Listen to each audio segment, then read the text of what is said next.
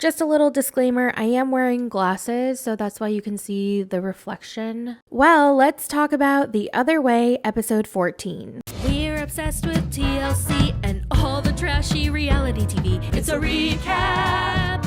It's a recap. It's a recap. So there seems to be trouble in paradise. Mary and Brandan are fighting a lot. According to Mary, all he does is sleep in and play video games, and it has been driving her absolutely crazy. She really needs help around the house, but he just won't help her. The other night, they got into a fight because he was watching TV and the volume was on super loud, and Mary had told him to lower the volume, but he refused. Brandan, please, lower it! Can you lower the volume? I said lower it, but you're turning it up. TV, can you talk to me? Just lower the volume. Then on another night, they got into another fight, and then Brandan left the house and needed to, I guess get away and spend some time alone. Now, I'm obviously not diagnosing him with anything, but it seems to me like he's having some mental health struggles. It sounds a little bit maybe like depression. I mean, he seems incredibly unmotivated, emotionless, and detached. Mary already told her grandma that she's pregnant, and grandma's not happy about this. But what can she do? The baby's already in there, so... Grandpa is very upset. I mean, these poor grandparents. Mary and Brandan have basically done everything that they told them not to do. Apparently, all the neighbors are also gossiping about them because Mary and Brandan fight all day and everybody can hear. So they've been the topic of the neighborhood's discussions. And the grandparents aren't too happy about that. It's a little embarrassing for them. Actually, it's very embarrassing for them to be the talk of the town, and they just don't want to be gossiped about. Grandpa wants to talk to Mary and Brandan about the whole situation, and Grandpa's really upset that she's pregnant and all they do is fight. I need to know what these fights look like or sound like because Grandpa describes it as a war zone. Anyway, Grandpa's like, Mary, you're pregnant and all you do is fight. Like, if you guys continue doing this, what's going to happen to you? And more importantly, how about your child? Mary's crying and she's translating this to Brandan. Now, I was kind of confused because Grandpa said that, but then Mary translated that as Grandpa is disappointed with you and your attitude. He's like not okay with me being pregnant because of you and the way you show your attitude to this house. So did Grandpa actually say that at one point, but the editors took it out? Or did Mary take it upon herself to say what she wanted to say? Well, he obviously feels like shit after hearing that, and they get into another argument right in front of Grandpa. He tells Mary, listen, I'm gonna get better, I promise you. And Mary's like, I really don't want to hear that. Just get better. Would you be mad at me if I assure you that I'm gonna try and get better? Then be better. Okay, well, it's not gonna happen in 1 minute. Okay, Brandan. It takes time. And then he's like, okay, do you want me to leave or something? And she's like, you know what, Brandan? Yeah, leave. And then he's like, you're saying that you're better off with me going back to America? And she's like, yeah, leave. Go back to America. So would it be better if I just go back to America then? Did I say that? If you want that, then go. Did you not say that? Then go back. You think it's better for everyone here if I'm just not here? Maybe because you can't change your attitude.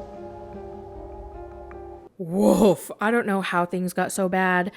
I did. And then Mary says in her confessional, if Brandan's not going to man up and get better, she'd rather have him leave because she doesn't want her child to suffer. If Brandan won't change and be a better person, like really man enough to be a father, maybe he should leave because I don't want our baby to suffer with all those problems. Like, these are some harsh words. I mean, this is a mess. This is a hot damn mess. And I've been also hearing rumors about how Mary might be pregnant with a second child in real time. Damn, I didn't know things were this bad because we never see them fight. Where are the cameramen? Okay, do your jobs, film a fight, okay? And air it and show us. Let's move on to TJ and Kim, the idiots who decide to go through with their wedding. Now, if this isn't a sign for her to not get married, I don't know what is. She woke up and immediately she felt her stomach hurt. And she thought she was gonna let out a little toot, but instead, it was explosive diarrhea. My stomach was upset from the moment I woke up. Then, I go to the bathroom like you typically do in the morning. I feel like I got a fart. But before I made it to the bathroom, I my pants. Who wants to start their wedding that way? So that's how her morning started. I'm sorry, the morning of her wedding. That sucks. I'm an IBS girly, so I feel her pain. Now, TJ checks in with her, and he's like, how are you feeling? She's like, I'm really not feeling well. And he tries to cheer her up. But you don't miss that. I can kiss you. But please understand, I can kiss you like... I appreciate that. But dude, when you're sick, you're sick. You can't just like magically cheer up. And then TJ says in his confessional about how he hopes Kim will get rid of the bad energy. She's sick.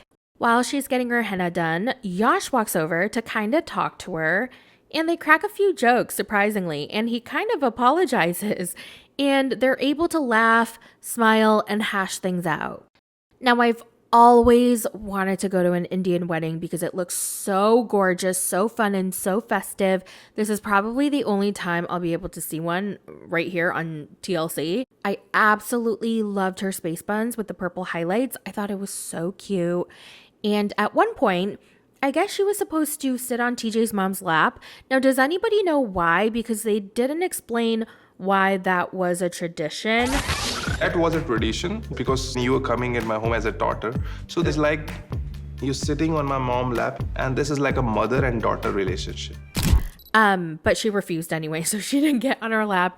And his mom was like, no, it's fine. Because everybody was like, get on her lap, get on her lap. Kim was like, no. And then the mom was like, it's fine. She doesn't have to. Okay.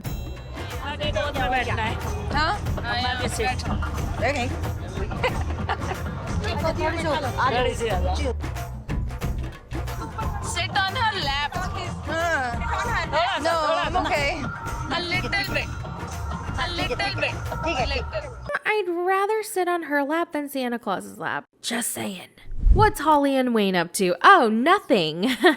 They just got married, and I guess they consummated their marriage finally. He's into some bondage BDSM stuff, and it's time for her mom to go back to America, and Holly's sad about that. That's it. That's all that happened. Last and very least, Danielle and Yohan decide to go to a life coach. He really doesn't want to go because all he wants is Danielle's money. He doesn't care about going to a therapist. He doesn't care about working out their issues. All he wants is money. Their relationship is super uncomfortable to watch now that he's being a complete asshole. Like, he gives no fucks now. Like, he's not even going to pretend to smile. He's so bitter that Danielle won't take him to America or give him a child or buy him a house or buy him a car. He asked Danielle for $20,000 cash so that he could buy a house to rent it out for $100 a month. And Danielle's like, that is not a good investment. And I hate to agree with Danielle. Why the hell would you buy a $20,000 house to rent it out for $100 a month? That would take you I can't do math, but a long time to pay off that house. I think she's absolutely right about Yohan just wanting to own something.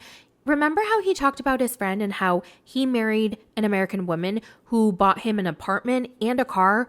And that was all before they even got married. He wants that. He wants to be on the same level as his friend, and he's just not getting anything.